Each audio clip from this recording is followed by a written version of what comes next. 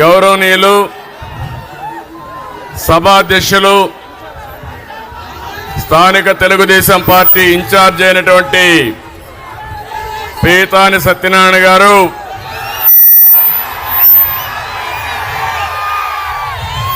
జిల్లా తెలుగుదేశం పార్టీ అధ్యక్షురాలు సీతారాం లక్ష్మి గారు, జిల్లా జనసేన పార్టీ అధ్యక్షుడు గౌరవనీయులు గోవిందరావు గారు, తెలుగుదేశం పార్టీ జనసేన పార్టీకి సంబంధించిన వేదికపై నుండే నాయకులందరికీ, ఈ రెండు పార్టీల తరపున ఈ కార్యక్రమానికి విచ్చేసిన సోదరమండలందరికీ, జిల్లా ప్రజానీకానికి అందరికి కూడా పేరు పేరున మనస్ఫూర్తిగా నమస్కారాలు, అభినందనలు, శుభాభినందనలు. ఒక చల్లని సాయంత్రం, ఆహ్లాదకరమైన సాయంత్రం, ఎటు చూసినా పచ్చని పొలాలే. అదే పశ్చిమ గోదావరి. ఒక మహనీయుడి యొక్క దూరదృష్టి. మన దేశస్థుడు కాదు, బ్రిటన్ నుంచి వచ్చిన సముద్రంలోకి నీళ్లు పోతున్నాయి, ఈ ప్రాంతం కరువు ఉందని ధవళేశ్వరం బ్యారేజ్ కట్టాడు తమ్ముళ్ళు. అది ఆ రోజు చేసిన పని. దానితో ఈరోజు మీరు ఒక్కసారి ఆలోచిస్తే, దేశానికి అన్నపూర్ణగా పశ్చిమ గోదావరి జిల్లాలు దేశానికి తిండి పెట్టారు మీరు. అలాంటి ఈ జిల్లాకు రావడం నా అదృష్టంగా భావిస్తున్నా. ఇంకో పక్క అల్లూరి సీతారామరాజు పుట్టిన జిల్లా. బ్రిటిష్ వాళ్ళ గుండెల్లో రైళ్లు పరిగెత్తించి ప్రాణత్యాగం చేసి మనకి స్వాతంత్రం రావడానికి దోహదం చేసిన వ్యక్తి. అలాంటి పుణ్యభూమి జిల్లా. ఇంకో పక్క ఇక్కడ మిమ్మల్ని చూస్తే మంచికి మారు పేరు పశ్చిమ గోదావరి జిల్లా. మన నాయకుడు ఎన్టీ రామారావు గారు ఎప్పుడు చెప్పేవారు, అతిథి మర్యాదకు పశ్చిమ గోదావరి జిల్లా మారు పేరని ఎప్పుడూ చెప్పేవాడు ఆయన. అలాంటి పశ్చిమ గోదావరి జిల్లాకు రావడం చాలా సంతోషం. 2014 15 అసెంబ్లీలు మీరు గెలిపించారు. 3 పార్లమెంట్లు గెలిపించారు.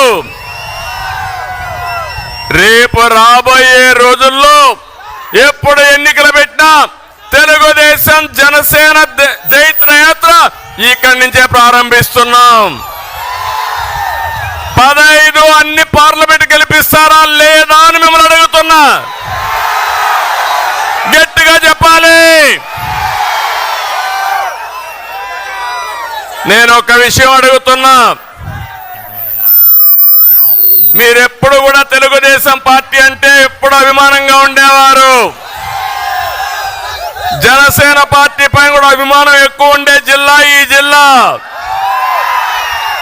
మొట్టమొదటిసారిగా ఒక్కసారి తప్పుటడుగేశారు. అది 2019లో. అవునా కాదా అని మిమ్మల్ని అడుగుతున్నా. నేను అడుగుతున్నా, ఈ 5 ఏళ్లుగా 4 సంవత్సరాల 9 నెలలు అయిపోయింది. సినిమా అయిపోయింది. తొందరలోనే పోతారు వీళ్ళు. నేను మిమ్మల్ని అందరినీ ఒకటి అడుగుతున్నా, సమాజంలో ఏ ఒక్క వ్యక్తి అయినా ఆనందంగా ఉన్నారా అని మిమ్మల్ని అడుగుతున్నా. 5 సంవత్సరాల్లో మీ జీవితాల్లో మార్పు వచ్చిందా అని మిమ్మల్ని అడుగుతున్నా. మీ ఆదాయం పెరిగిందా అని మిమ్మల్ని అడుగుతున్నా. అంటే మాయ మాటలు ఎవ్రీడే చెప్తున్నారు ఈ ముఖ్యమంత్రి. నేనేదో పనిచేసా బటన్ నొక్కానని. తమ్ముడు, నాకు కథ జ్ఞాపకం వస్తా ఉంది. ఒక రాజా అనే వ్యక్తి ఎప్పుడు సైకిల్ ఎక్కి తిరిగేవాడు. ఏ కష్టం లేదు, పెట్రోల్ ఖర్చు లేదు, ఎక్కడికి పోవాలన్నా సైకిల్ మీద దూసుకెళ్లిపోయేవాడు. సాఫీగా జరిగింది. ఒక వ్యక్తి వచ్చాడు, అతను అడిగాడు, నువ్వు నాతో రా, నిన్ను బ్రహ్మాండంగా స్పీడ్గా తీసుకుపోతాను, స్వర్గాన్ని చూపిస్తానన్నాడు. Motor bike ఎక్కించుకున్నాడు. కొంత దూరం పోయాడు, పెట్రోల్ అయిపోయింది, పెట్రోల్ కొట్టించమన్నాడు. అతను అనుకున్నాడు, ఎక్కాము, ఏం చేయాలో తెలియదు, పెట్రోల్ కొట్టించాడు. అక్కడి నుంచి ఇంకొంత దూరం పోయాడు, మోటార్ బైక్ చెడిపోయింది, రిపేర్ చేయమన్నాడు, రిపేరు చేశాడు. ఇంకొంత దూరం పోయాడు, చీకటి పడింది, మోటార్ బైక్ నిలబెట్టి ఒళ్ళుపై నుండి అన్ని కూడా దోచుకొని పారిపోయాడు. అంటే మీరు గుర్తుపెట్టుకోవాలి, ఈరోజు ఈ ప్రభుత్వం మీకేం చెప్పింది? కరెంటు ఛార్జీలు పెంచమని చెప్పారా లేదా? పెట్రోల్ డీజిల్ పెంచమని చెప్పారా లేదా? నిత్యావసర వస్తువుల ధరలు పెంచమని చెప్పారా లేదా? అదే జరిగింది. పెట్రోల్ పోయించడం అంటే పన్నులు వేయడం, రిపేర్లు చేయించడం అంటే ఎక్కడికక్కడ ఇష్టానుసారంగా అన్ని విధాలుగా దోచేయడం. మూడోది, రాష్ట్రాన్నే విధ్వంసం చేశాడు. ఈ విషయం మీరు గుర్తుపెట్టుకోవాలి. ఈరోజు ఈ జిల్లాలో ఏ రోడ్డైనా బాగుందా తమ్ముళ్ళు అని మిమ్మల్ని అడుగుతున్నా. ఏ కాలువైనా పూడికి తీశారా అని మిమ్మల్ని అడుగుతున్నా. ఏ డ్రైనేజీలైనా పూడికి తీశారా అని మిమ్మల్ని అడుగుతున్నా. వ్యవస్థల్ని సర్వనాశనం చేశారు. అందుకే అంటున్నా, రజనీకాంత్ డైలాగ్, రాజా అర్థమైందా? ఇప్పటికైనా అర్థం చేసుకున్నారా మీరు అని అడుగుతున్నా. రేపు రాబోయే ఎన్నికల్లో చిత్తుగా ఈ పార్టీని వదిలిపెట్టి భూస్థాపితం చేయడానికి సిద్ధంగా ఉన్నారా తమ్ముళ్ళు అని మిమ్మల్ని అడుగుతున్నా, ఆడబిడ్డలను అడుగుతున్నా. ఈరోజు ఇంకొక పక్కన మీరు చూస్తే ఎక్కడ చూసినా బాధుడే బాధుడు. ఇప్పుడే పీతాని చెప్పాడు, ఇక్కడ ఎమ్మెల్యే ఆకాశం నుంచి ఊడిపడ్డాడు అనుకుంటున్నాడు. ఇక్కడ మీటింగ్ పెట్టుకుంటామంటే వీళ్ళబ్బ సొమ్ము మారిగా అడ్డుపడ్డాడంటే కబద్దార్, జాగ్రత్తగా ఉండమని హెచ్చరిస్తున్నా.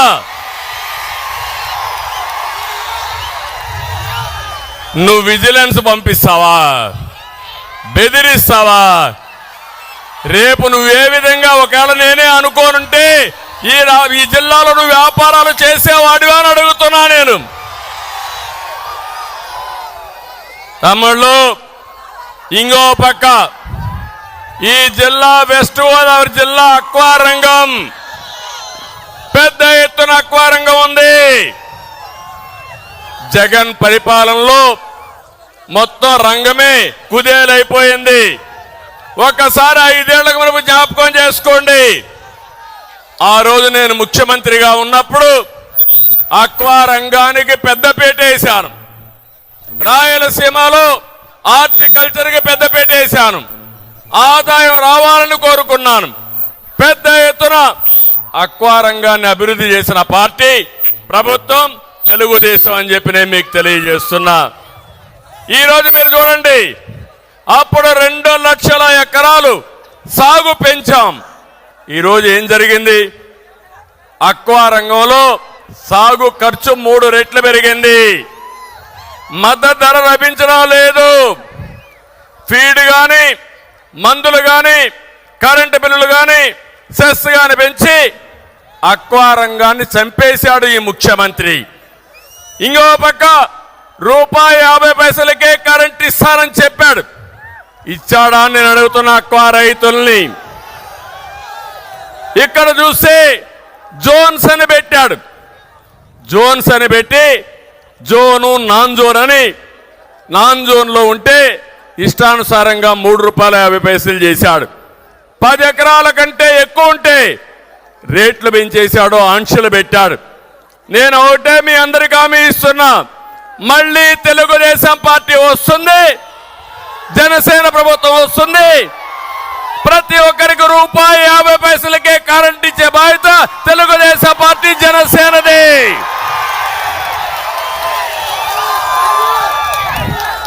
ఏఎంసీ సెస్ పెంచారు, నీటి పన్ను పెంచారు, ట్రాన్స్ఫార్మర్ రేట్లు పెంచారు, ఏరియేటర్లు విపరీతంగా పెంచేశారు.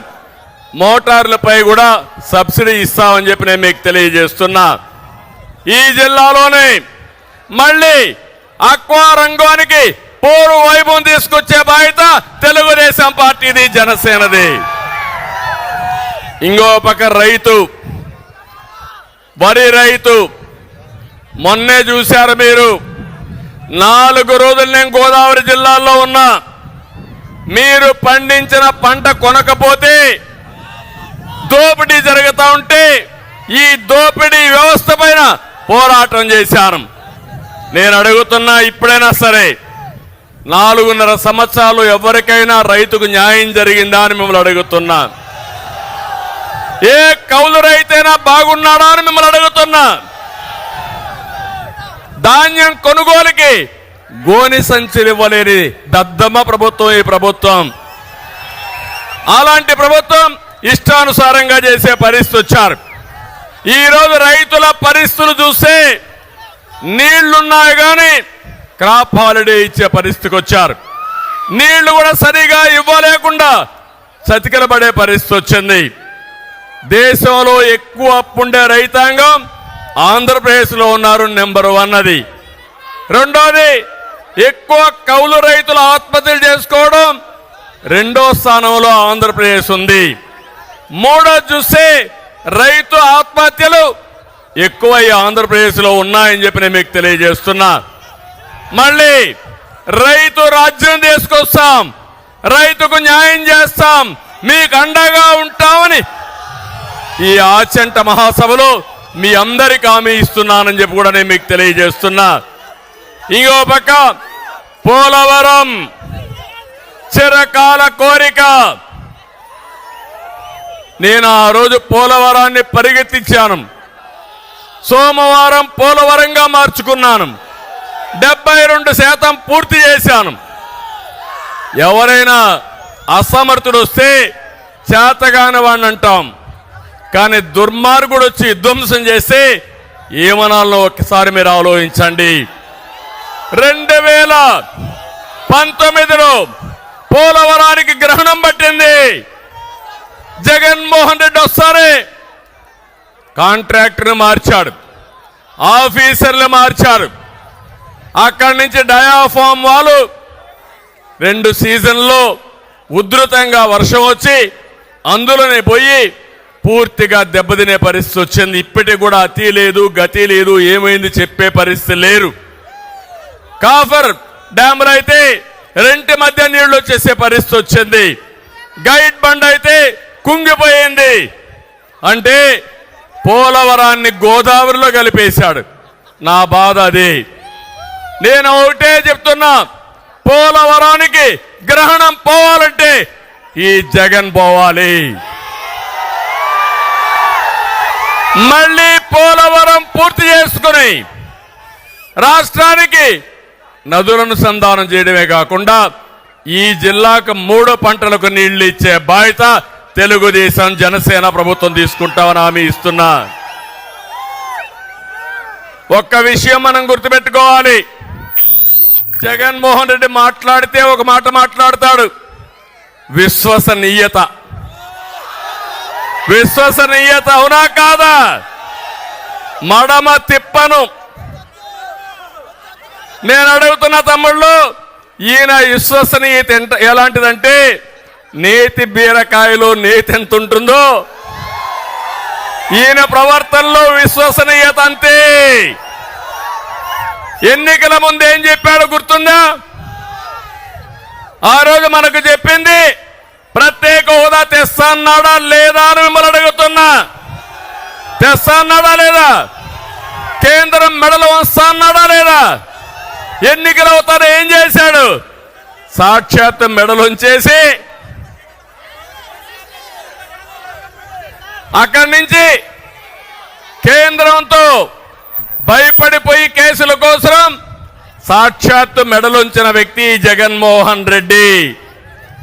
మీరు ఒక్క విషయం గుర్తుపెట్టుకోండి, ఎన్నికల ముందు అందరికీ చెప్పాడు కదా, మా ఆడబిడ్డలున్నారు, ఏమమ్మా మద్యపాన నిషేధం చేస్తా అన్నాడా? మద్యపాన నిషేధం చేయకపోతే మీ దగ్గరకు వచ్చి ఓటడగని చెప్పాడా? రేట్లు తగ్గిస్తానని చెప్పాడా? ఏం చేశాడు? బూమ్ బూమ్ తెచ్చాడు, నాసిరకం బ్రాండ్లు తెచ్చాడు. మద్యం మీరందరూ తాగేది అలవాటు అయింది కాబట్టి ఈరోజు మీరు చూస్తే మద్యాన్ని తాకట్టు పెట్టి 25 ఏళ్లకు అప్పులు తీసుకొచ్చాడు. ఎంత దుర్మార్గం మీరు ఆలోచించండి. ఇది విశ్వసనీయత. నేను అడుగుతున్నా, జగన్మోహన్ రెడ్డి గారు కానీ వైఎస్ఆర్ కాంగ్రెస్ నాయకులు కానీ మీకు ఓటు హక్కు అడిగే అవకాశం లేదు, ఆ అధికారం మీకు లేదు.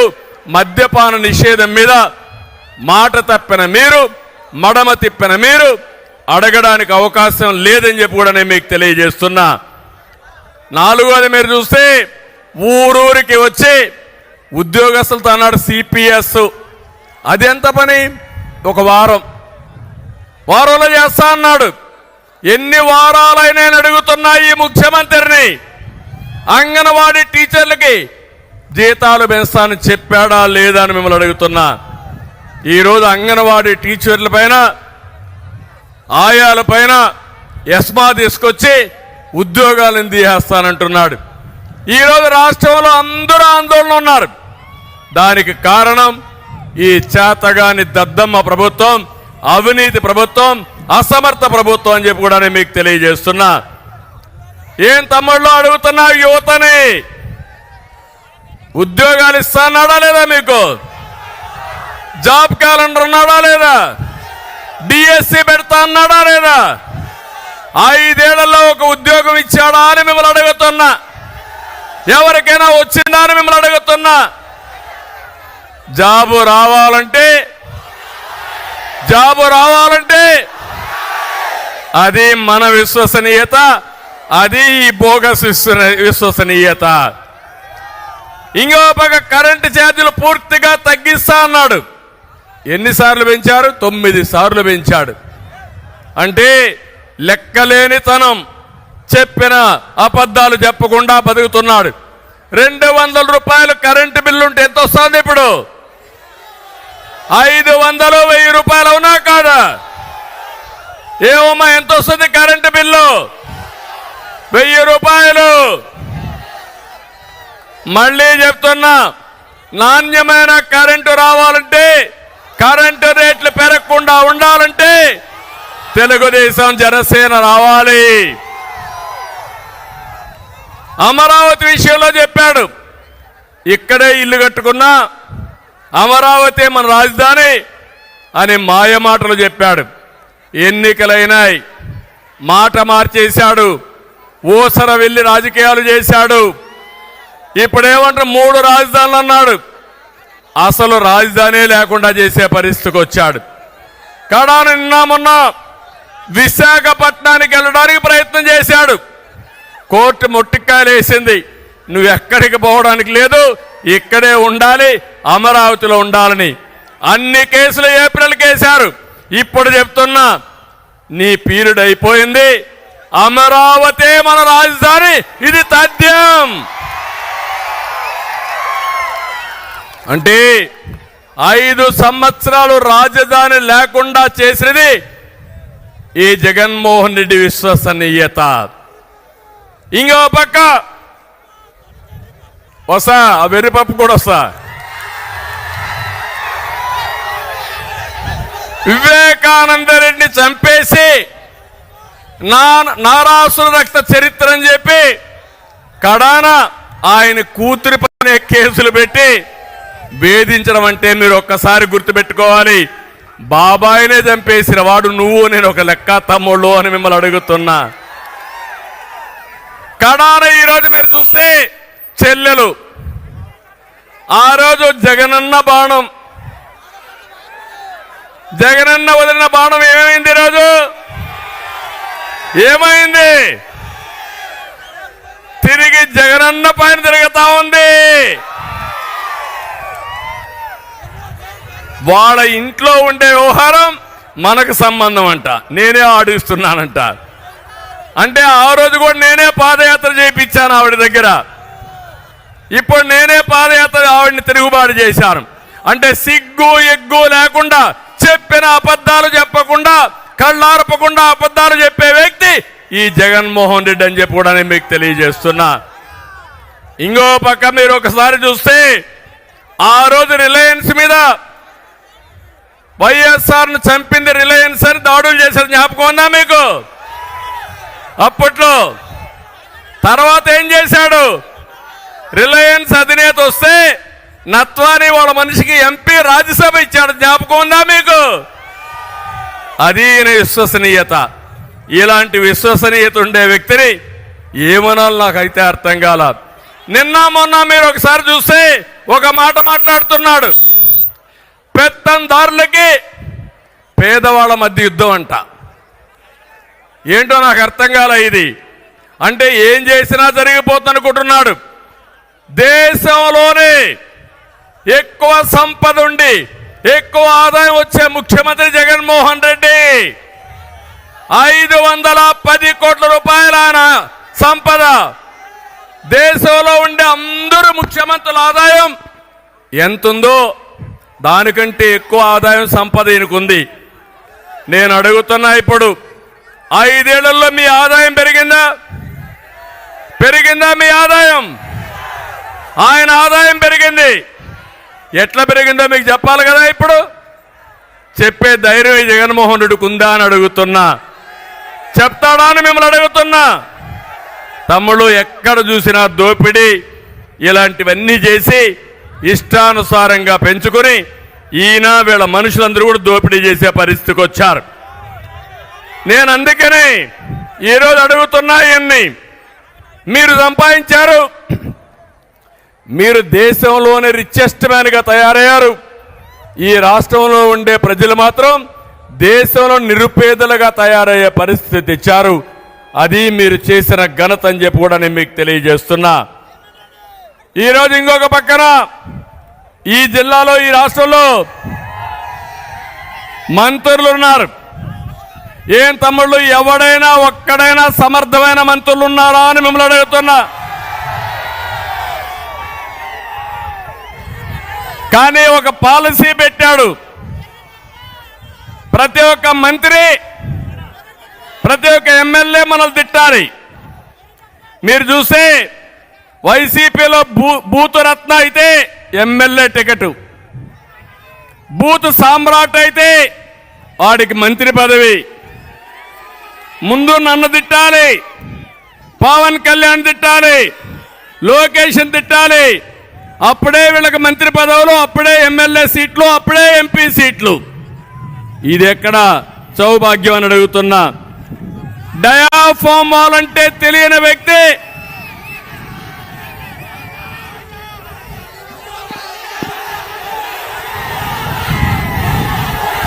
ఓకే, హుషారుగా ఉన్నారు మీరు. డయాఫామ్ వాల్ అంటే తెలియని వ్యక్తి ఇరిగేషన్ శాఖ మంత్రి. పెట్టుబడులంటే కోడిగుడ్డు అనే వ్యక్తి ఐటీ మంత్రి.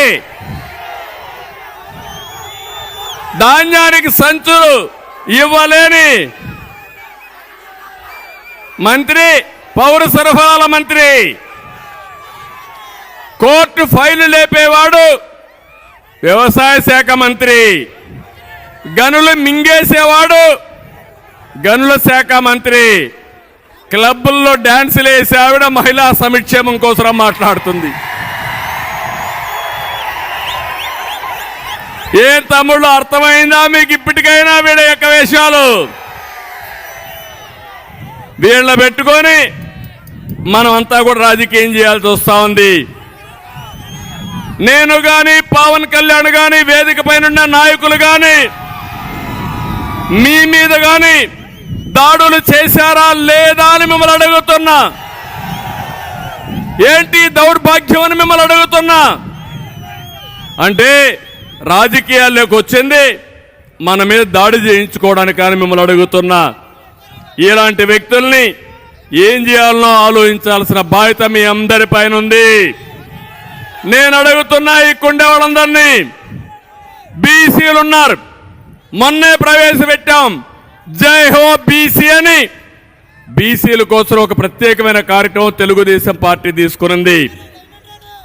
నేను మీకు అందరికీ హామీ ఇస్తున్నా, తెలుగుదేశానికి వెన్నెముక బీసీలు.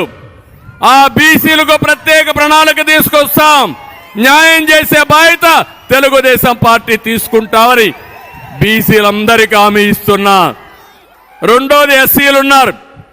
ఎస్సీలకు కూడా అన్యాయం జరిగింది. ఈ ప్రభుత్వం ద్రోహం చేశారు.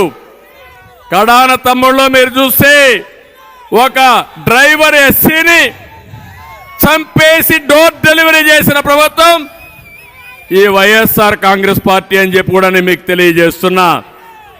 ఎస్టీలకు అన్యాయం జరిగింది, మైనారిటీలకు అన్యాయం జరిగింది. అందరికీ అన్యాయం చేసి సామాజిక న్యాయం కోసం యాత్ర చేస్తున్నామని వేషాలేసే ముఖ్యమంత్రి నేను ప్రపంచంలో ఎప్పుడు చూడలా.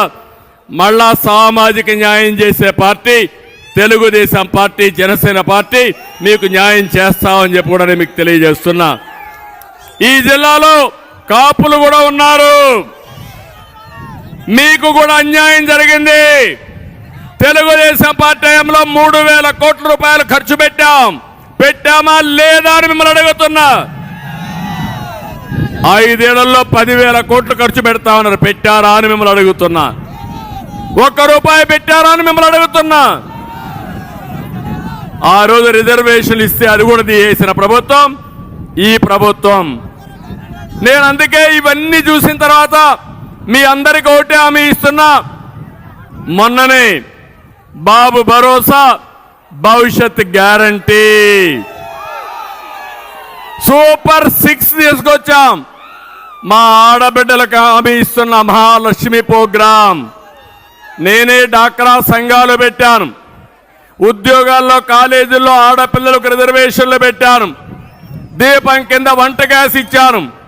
ఈరోజు మీకు హామీ ఇస్తున్నా, ప్రతి ఒక్క మహిళ ఇంట్లో 2 3 నెలకు 1,500 రూపాయలు ఇచ్చే బాధ్యత తెలుగుదేశం పార్టీ, జనసేన తీసుకుంటాం. ఇంతేకాదు ఆడబిడ్డ అమ్మకు వందనం కింద ఇంట్లో ఎంతమంది పిల్లలుంటే అంతమందికి 15,000 రూపాయలు ఇస్తాం. మాట తప్పాడు, అందరికి ఇస్తామని ఒకరికే ఇచ్చారు. నేను హామీ ఇస్తున్నా, ఎంతమంది పిల్లలుంటే అంతమందికి 15,000 ఇచ్చే బాధ్యత తెలుగుదేశం పార్టీ, జనసేన తీసుకుంటాం. మూడోది 3 సిలిండర్లు, గ్యాస్ సిలిండర్లు ఉచితంగా ఇస్తామని మీకు హామీ ఇస్తున్నా. 4వది ఆర్టీసీ బస్సుల్లో ఉచిత ప్రయాణ సౌకర్యం ఏర్పాటు చేస్తాం. మహిళల్ని గౌరవిస్తాం, మీకు చేయూతనిస్తాం. ప్రతి ఒక్క మహిళని ఒక శక్తివంతమైన మహిళగా తయారు చేసే బాధ్యత మేము తీసుకుంటామని మీ ఆడబిడ్డలందరికీ హామీ ఇస్తున్నా. రెండోది రైతుకి 20,000 రూపాయలు అన్న దాత కింద వారికి సహాయం చేస్తాం. మూడోది యువగళం కింద మా తమ్ముళ్ళకి, తమ్ముళ్ళు నేను ఇచ్చే భరోసా ఇది. 20 లక్షల ఉద్యోగాలు 5 ఏళ్లలో ఇచ్చే బాధ్యత మేము తీసుకుంటాం. ఉద్యోగాలన్నీ కూడా మీరు ఒకటే గుర్తుపెట్టుకోవాలి. ఒకప్పుడు మనం అధికారంలోకి వచ్చినప్పుడు, తెలుగుదేశం పార్టీ ఎప్పుడు అధికారంలోకి వచ్చినా ఉద్యోగాలు ఆటోమేటిక్గా వచ్చేటివి. ఇప్పుడు అన్నీ పోయినాయి. మీకు ఉద్యోగం వచ్చే వరకు 3,000 రూపాయలు నిరుద్యోగ భృతి ఇస్తాను, అది కూడా చేస్తాం. అది కాకుండా మీ ఇంటి దగ్గర కూర్చొని మీరు పని చేసుకునే విధంగా వర్క్ ఫ్రమ్ హోమ్ తీసుకొస్తా. మీకు బోరు కొట్టినప్పుడు మండల హెడ్ క్వార్టర్కు ఆ సెంటర్లో వర్క్ స్టేషన్లు పెట్టి మంచి గార్డెన్లో పెట్టి మీరు అక్కడి నుంచి పనిచేసే విధానానికి శ్రీకారం చుడతారు. ఆంధ్రప్రదేశ్ రాష్ట్రాన్ని ప్రపంచంతో అనుసంధానం చేస్తాం. మీరు ఎక్కడ కావాలంటే అక్కడ ఉద్యోగం చేయొచ్చు, మీ ఊరి నుంచే ఉద్యోగం చేసుకోవచ్చు. మీకు ఆదాయాన్ని సంపాదించే మార్గం తెలుగుదేశం పార్టీ చూపిస్తుందని హామీ ఇస్తున్నా. ప్రతి ఒక్క ఇంటికి రక్షిత మంచినీరు ఇస్తాం. ఇవే కాకుండా వెనుకబడిన వర్గాలకు ప్రత్యేకమైన సబ్ ప్లాన్ తీసుకొస్తాం. ప్రతి ఒక్క వర్గానికి న్యాయం చేసే బాధ్యత, ప్రతి ఒక్క కులానికి న్యాయం చేసే బాధ్యత జనసేన తెలుగుదేశం పార్టీ కూటమి తీసుకుంటుందని చెప్పి నేను హామీ ఇస్తున్నా. అన్నింటికంటే ముఖ్యమైన కార్యక్రమం పేదవాడికి అండగా ఉంటా. నా జీవితంలో ఒకటే ఆలోచిస్తున్నా, పేదరిక నిర్మూలన అనేది నా జీవితాశయం. ఇప్పుడు కూడా నేను శివాలయానికి వెళ్ళాను. అక్కడ కూడా వాళ్ళు ఒకటి చెప్పారు, ఎప్పటి నుంచో ఆ శ్రీరాములు వాళ్ళ కుటుంబం ఆ శివాలయంలో వారసత్వంగా పూజలు చేయడం కానీ వాళ్లే కట్టిన దేవాలయం అది. అక్కడికి పోతే నేను దేవుణ్ణి ఒకటే కోరుకున్నా, ఆంధ్రప్రదేశ్లో ఉండే ప్రజానీకం, తెలుగు ప్రజానీకం ప్రపంచంలోనే నెంబర్ 1 గా తయారు చేయడానికి నాకు శక్తిని, తెలివితేటల్ని ప్రసాదించమని ఆ శివుణ్ణి కోరుకున్నా. ఇది సాధ్యం. ఎందుకు సాధ్యం అంటున్నానంటే 25 ఏళ్లకు మునుపు చేసినటువంటి పని వల్ల హైదరాబాద్ మెరిసిపోతా ఉంది, అమరావతి వెలువెలబోతా ఉంది. మళ్ళీ హామీ ఇస్తున్నా, మీరందరూ సహకరించండి. మళ్ళీ తిరుగులేని శక్తిగా తెలుగు జాతిని తయారు చేసే బాధ్యత తెలుగుదేశం పార్టీ జనసేన తీసుకుంటాం. ఇటీవల నాకు కష్టం వచ్చినప్పుడు 80 దేశాల్లో తెలుగువారు స్పందించారు. 80 దేశాల్లో, మారుమూల ప్రపంచంలో ఎక్కడ పోయినా ఉన్నారు. అది 25 ఏళ్లకు మునుపు తెలుగుదేశం పార్టీ ప్రారంభించిన విజన్. మళ్ళీ హామీ ఇస్తున్నా, మళ్ళీ తెలుగు జాతిని ప్రపంచంలోనే ఒక శక్తివంతమైన జాతిగా తయారు చేసే బాధ్యత తెలుగుదేశం పార్టీది. రెండోది, ఈ రాష్ట్రంలో ఉండే 5 కోట్ల మంది పేదవాళ్ళకు అండగా నిలబడబోయేది తెలుగుదేశం పార్టీ. మూడో విషయం చెప్తున్నా, జగన్ మారిగా 10 రూపాయలు ఇచ్చి 100 రూపాయలు దోచుకోవడం కాదు. కష్టపడతాం, సంపద సృష్టిస్తాం, 15 రూపాయలు ఇస్తాం, 15 రూపాయలతో 100 రూపాయలు సంపాదించే మార్గాన్ని చూపిస్తా, 100 రూపాయలతో 1000 రూపాయలు చూపించే మార్గం చూపిస్తాం. అదే సంపద సృష్టి, అదే పేదవాడికి అండగా తెలుగుదేశం పార్టీ ఉంటుందని మీ అందరికి హామీ ఇస్తున్నా. నా జీవితంలో ఇది చేసి నా నిజాయితీ నిరూపించుకుంటానని మరొక్కసారి మీ అందరికి హామీ ఇస్తున్నా. ఇవి కాకుండా ఇక్కడే మనం ఎన్ఐటి తెచ్చాం, దానికి ల్యాండ్ కూడా ఇవ్వలేదు. తాడేపల్లిగూడెంలో, భీమవరంలో అక్వా యూనివర్సిటీ, అది కూడా ఊసేయలేదు. నర్సాపూర్ పరిధిలో బియ్యపు తెప్ప దగ్గర ఫిషింగ్ హార్బర్, ఆ పనులు కూడా జరగడం లేదు. గోదావరి, నర్సాపూర్, సకినేటిపల్లి వంతెన నిర్మాణం మాటలకే పరిమితమైంది. నిడదవోలు, పాలకొల్లు, తణుకులకి తాగునీరిచ్చే విద్యేశ్వరం పెండింగ్ లో పడిపోయింది. ఇవన్నీ కూడా చేసే బాధ్యత తెలుగుదేశం పార్టీ జనసేన తీసుకుంటాం. తమిళలో ఈరోజు ఒక్క విషయం ఆలోచించండి. ప్రతి ఒక్క తల్లి ఆవేదన, ప్రతి ఒక్క అమ్మ ఆందోళన, తన బిడ్డకు ఉద్యోగం లేని తల్లి బాధ. చదివిచ్చాం, కూలి పని చేసుకుంటున్నాం, మళ్ళా ఖర్చులకు మేమే డబ్బులు ఇవ్వాలని పిల్లల కోసం బాధపడుతుంది ప్రతి ఒక్క తల్లి. పెరిగిన ధరలతో తన కుటుంబం ఏ విధంగా నడపాలని ప్రతి ఒక్క ఆడబిడ్డ బాధపడే పరిస్థితి. పిల్లలకు మంచి తిండి పెట్టలేకపోయాం, పౌష్టికాహారం ఇవ్వలేకపోయామని తల్లి ఆందోళన. ప్రతి ఒక్కరికి హామీ ఇస్తున్నా, మళ్ళీ నేను అండగా ఉంటా. ఒక కుటుంబ పెద్దగా, ఒక సోదరుడుగా మీకు అండగా ఉండి మిమ్మల్ని ఆదుకునే బాధ్యత తెలుగుదేశం జనసేన తీసుకుంటాం. 3 నెలలే, ఈ 3 నెలలు వెయిట్ చేయండి. ఇంకో పక్క ఇక్కడ ఎమ్మెల్యేలు ఉన్నారు. ఇప్పుడే చెప్పాడు మన పీతాని కూడా, ఆచంట ఎమ్మెల్యే రొయ్యల చెరువు తవ్వాలంటే ముడుపులు ఇవ్వాల్సిందా లేదా? డబ్బులు ఇస్తున్నారా లేదా అని అడుగుతున్నా. ఇస్తున్నామంటే గట్టిగా చప్పట్లు కూడా చెప్పండి.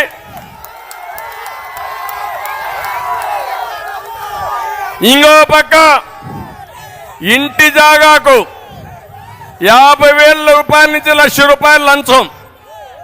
ఇంటి జాగా సైట్ ఇవ్వాలన్నా లంచం, ఇండ్లు కట్టాలన్నా లంచం, వరి ధాన్యం ఎంఎస్పీ ఇవ్వాలన్నా లంచం కట్టాలి, కప్పం కట్టాలి. రైస్ మిల్లర్స్ అసోసియేషన్ భూమి, భారతీయ విద్యాభవన్కి ఇచ్చే భూమి, ఆ స్కూల్ భూములు కూడా కొట్టేయాలని ప్రణాళిక. నేను ఒకటే హామీ ఇస్తున్నా, వీళ్ళు తినింది కక్కిచ్చే బాధ్యత మాదని మరొకసారి మీ అందరికీ హామీ ఇస్తున్నా. ఇంకో పక్కన తణుకున్నాడు ఎర్రి పప్ప.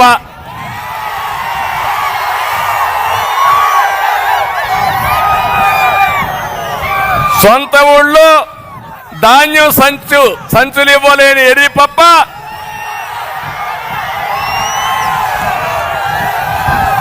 ఏమనాలో నాకు తెలియదు ఎర్రి పప్పని. కానీ రాష్ట్రంలోనే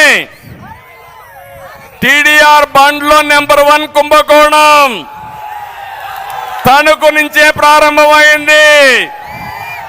రాష్ట్రం అంతా చేస్తున్నారు. ఖబర్దార్, జాగ్రత్తగా ఉండండి. టీడీఆర్ బాండ్ల కుంభకోణం మిమ్మల్ని కక్కిచ్చే బాధ్యత తెలుగుదేశం పార్టీ జనసేన తీసుకుంటాం. నియోజకవర్గంలో ఏం కట్టాలన్నా 5% ఈయనకి చెల్లించాలా. అది అక్కడుండే ఎమ్మెల్యే.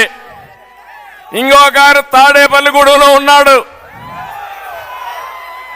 చిల్లర కొట్టు పెట్టేశాడు. ఏది బిల్డింగ్ కావాలన్నా ట్యాక్స్ కట్టాల్సింది, లేఅవుట్ వేయాలన్నా ట్యాక్స్ కట్టాల్సింది, అన్నిటికీ ట్యాక్స్లే. భీమవరం ఉన్నాడు గజ దొంగ, మామూలు కాదు. 52 కోట్ల రూపాయల భూమిని కొట్టేశాడు. జగన్మోహన్ రెడ్డి రిషికొండను కొట్టేసి 500 కోట్లతో ప్యాలెస్ కడితే ఇక్కడ భీమవరం ఎమ్మెల్యే ఆయన ఒక ప్యాలెస్ కట్టాడు, పోటీ పడుతున్నాడు. పేదలకు ఇల్లు కట్టలేరు కానీ వీళ్ళు మాత్రం ప్యాలెస్లు కట్టుకుంటారు. నర్సాపూర్లో ఇంకొక ఆయన ఉన్నాడు, ఆయన పేరే నియోజకవర్గాన్ని ప్రసాదం మారిగా మింగేస్తున్నాడు. ఆయన ఒక ఎమ్మెల్యే. పేదలకు ఇళ్లు పట్టాల కోసం తక్కువ ధరకు భూములు కొని మొత్తం వెంచర్లేసి అమ్మేసే పరిస్థితికి వచ్చాడు, గవర్నమెంట్కి ఇచ్చే పరిస్థితికి వచ్చాడు. గోదావరి ఏటికట్ట ఆధునీకరణలో నాసిరకం పనులు చేసి 15 కోట్లు మింగేశాడు. వీళ్ళు ఎమ్మెల్యేలు. నేను అడుగుతున్నా, జగన్మోహన్ రెడ్డి నీకు ధైర్యం ఉందా? ఈ ఎమ్మెల్యేలు మారుస్తావా? నువ్వు చేయలేవు, అది నీ పరిస్థితి. అందుకే నేను ఒకటే ముఖ్యమంత్రి చెప్తుంది. నిన్న మీరు చూశారు పాపం, అంబటి రాయుడు క్రికెటర్ ప్రపంచమంతా ఆడాడు, మంచి పేరుంది, ప్రజాసేవ చేయాలనుకున్నాడు. జగన్మోహన్ రెడ్డి పిలిచాడు, పిలిచి నీ గుంటూరు సీట్ ఇస్తామన్నాడు. సరే అన్నాడు. రెండో రోజు ఇంకొకరిని పిలిచి నీకు కూడా గుంటూరు సీట్ ఇస్తామన్నాడు. అంబటి రాయుడికి అర్థమైపోయింది. ఆ దెబ్బతో ఫస్ట్ డేనే ఆట ఆడక మునిపే గేమ్ అయిపోయింది. క్లీన్ బౌల్డ్ అర్థమైపోయింది. ఇంకా లాభం లేదని పారిపోయాడు అంబటి రాయుడు. మీకు అర్థమయ్యా తమ్ముళ్ళు, ఇప్పటికైనా మోసం ఎట్ట చేస్తాడని. జీవితాలతో ఆడుకునే వ్యక్తి ఈ జగన్మోహన్ రెడ్డి. అలాంటి వ్యక్తిని మనం ఒకసారి ఆలోచించుకోవాల్సిన అవసరం ఉంది. ఇంకో పక్క ఇక్కడ చూస్తే వారి రైతుకు, కౌలు రైతుకు నేను ఒకటే చెప్తున్నా, మీకు న్యాయం చేపిస్తారని హామీ ఇస్తున్నా. టిట్కో ఇండ్లన్నీ కూడా తెలుగుదేశం పార్టీ వస్తానే ఉచితంగా మీకు అప్పచెప్పే బాధ్యత, కట్టించే బాధ్యత మాదని మరొక్కసారి మీ అందరికి హామీ ఇస్తున్నా. త్రాగునీటి సమస్య పరిష్కారం చేస్తాం. ఇది కాకుండా ఆచంటలో అయోధ్యలంక బ్రిడ్జి ఇమ్మీడియట్ గా పూర్తి చేస్తానని చెప్పి కూడా నేను మీకు తెలియజేస్తున్నా. జిల్లా అంతా రోడ్లన్నీ అధ్వానంగా ఉన్నాయి. మళ్ళీ మీ రోడ్లు బాగుపడాలంటే తెలుగుదేశం జనసేన రావాలి. ఈ సందర్భంగా నేను ఒకటే మీ అందరినీ కోరుతున్నా, ఈరోజు ఆచంట నియోజకవర్గానికి వచ్చిన మిమ్మల్ని అందరినీ ఒకే విషయం మిమ్మల్ని అడుగుతున్నా. ఈరోజు మనందరిపైన ఒక బాధ్యత ఉంది. అది పవిత్రమైన బాధ్యత. ఆంధ్రప్రదేశ్లో ఉండే ప్రజానీకం చాలా తెలివైన వాళ్ళం, కానీ ఒక్కొక్కసారి మోసపోతా ఉంటాం. ఈరోజు ఆంధ్రప్రదేశ్లో ఉండే వాళ్ళు ప్రపంచం అంతా రాణిస్తున్నారు, కానీ ఈ రాష్ట్రంలో మాత్రం ఇబ్బందుల్లో ఉన్నాం. నేనేదో ముఖ్యమంత్రి పదవి కోసం అడగడం లేదు. నా కోసరము, పవన్ కళ్యాణ్ కోసరము, తెలుగుదేశం కోసరము, జనసేన కోసరం కాదు, 5 కోట్ల ప్రజల కోసరం మిమ్మల్ని అందరినీ అడుగుతున్నా. మీ పిల్లల భవిష్యత్తు కోసరం మిమ్మల్ని అడుగుతున్నా. మీరు ఈ ప్రభుత్వాన్ని సాగనంపడానికి సిద్ధంగా ఉన్నారా లేదా అని మిమ్మల్ని అడుగుతున్నా. నేను ఈరోజు పెట్టిన కార్యక్రమం కూడా రా కదిలి రా. ఎన్టీ రామారావు గారు మొదట్లో తెలుగుదేశం పిలుస్తోంది, రా కదిలి రా అని పెట్టారు. ఇప్పుడు నేను ఇచ్చిన పిలుపు మళ్ళీ స్వర్ణ యుగం కోసం మేము పిలుస్తున్నాం, రా కదిలి రా అని అడుగుతున్నా. మిమ్మల్ని ఒకటే అడుగుతున్నా, తెలుగు జాతికి స్వర్ణ యుగం కోసం కలిసి వస్తారా, రాతి యుగంలో ఉండిపోయి ఇంకా వెనక్కెళ్ళిపోతారా నిర్ణయించుకోవాల్సిన బాధ్యత మీ అందరిపైన ఉంది. 5 ఏళ్లుగా మీరు చూశారు, ఎన్ని ఇబ్బందులు పడ్డామో చూశారు. ఇప్పుడు భయపడి మీరు ఇంట్లో పడుకుంటే, పోరాటం చేయకపోతే మీకు మిగిలేది రేపు రాబోయే రోజుల్లో అంధకారమే. అందుకే అందరినీ కోరుతున్నా, తిరుగుబాటు ప్రారంభమైంది.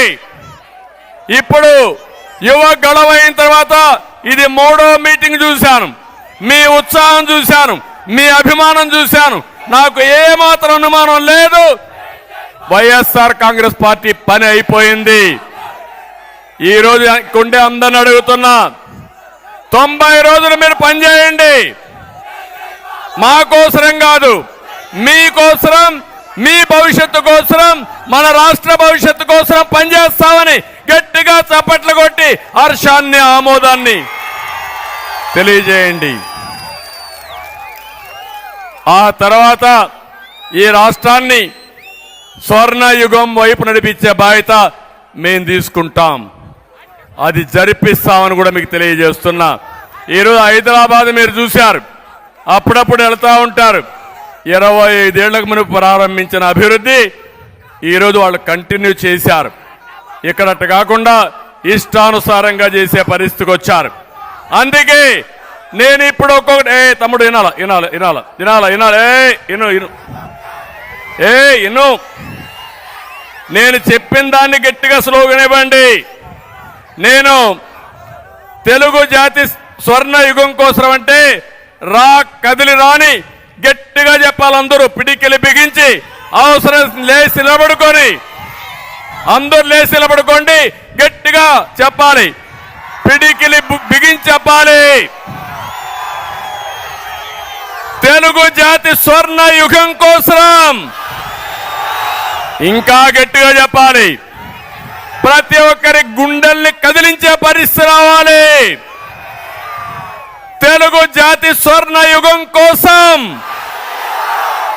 తెలుగు ప్రజల ఆత్మ గౌరవం కోసం, స్వచ్ఛమైన ప్రజాపాలన కోసం, తెలుగు జాతిని నెంబర్ 1 చేయడం కోసం, పోలవరం పూర్తి చేయడం కోసం, రైతుల భవిష్యత్తు కోసం, అక్వా రైతుల కోసం, మన బిడ్డల ఉద్యోగాల కోసం, ఆడబిడ్డల రక్షణ కోసం రాష్ట్రాన్ని కాపాడుకుందాం. చాలా సంతోషం. మళ్ళీ అడుగుతున్నా, సైకో పోవాలి. ఇక్కడ జనసేన కూడా ఉంది కాబట్టి సైకో అంటే పోవాలని గట్టిగా చెప్పాలి. సైకో, సైకో పాలన, సైకో పాలన. అదే మాదిరిగా తెలుగుదేశం జనసేన కూటమి వర్ధిల్లాలని చెప్పాలి.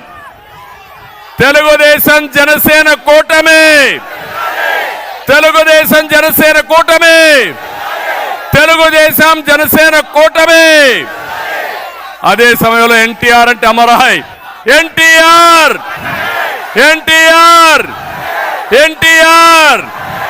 తమ్ముళ్ళు మళ్ళా గుర్తు చేస్తున్నా, మొన్ననే క్రిస్మస్ చేసుకున్నాం, నిన్ననే నూతన సంవత్సరాన్ని మనం సెలబ్రేట్ చేసుకున్నాం. తొందరలోనే సంక్రాంతి వస్తుంది. సంక్రాంతి వేడుకలు పశ్చిమ గోదావరి జిల్లాలో చాలా బాగా జరుగుతాయి. వేరే అన్ని ప్రాంతాల నుంచి పశ్చిమ గోదావరి జిల్లాకు వస్తారు. దానికంటే మన సాంప్రదాయాలు నేను చెప్పను. మీ అందరూ కూడా సంక్రాంతి బ్రహ్మాండంగా జరుపుకోవాలని మనస్ఫూర్తిగా ఆకాంక్షిస్తున్నా. అందరికీ సంక్రాంతి శుభాకాంక్షలు. మళ్ళీ ఒకటి కోరుతున్నా, ఈ సంక్రాంతి ఎట్లా జరుపుకుంటామో రేపు ఎన్నికలకు కూడా సిద్ధం కావాలి. ఇంటింటికి వెళ్ళాలి, ప్రతి ఒక్కరికి చెప్పాలి, చైతన్యాన్ని కలిగించాలి. రేపు రాబోయే రోజుల్లో వైఎస్ఆర్ కాంగ్రెస్ పార్టీని చిత్తుగా ఓడించాలి, బంగాళాఖాతంలో కలిపేయాలి. సిద్ధమా అని మిమ్మల్ని అడుగుతున్నా. అది చేసి ఈ రాష్ట్రాన్ని కాపాడుకోవడానికి ముందుకు రావాల్సిందిగా మరొక్కసారి అందరినీ కోరుకుంటూ చేస్తారని చెప్పి ఆశిస్తూ, ఈరోజు నేను ఇక్కడికి వచ్చినప్పుడు మీరు చూపించిన అభిమానానికి పేరు పేరున అందరికి కూడా మనస్ఫూర్తిగా నమస్కారాలు. ఈ మీటింగ్ బ్రహ్మాండంగా జయప్రదం చేసిన రెండు పార్టీ నాయకులకి, కార్యకర్తలకి అందరికీ ధన్యవాదాలు. Thank you. అందరికీ నమస్కారాలు. జై హింద్.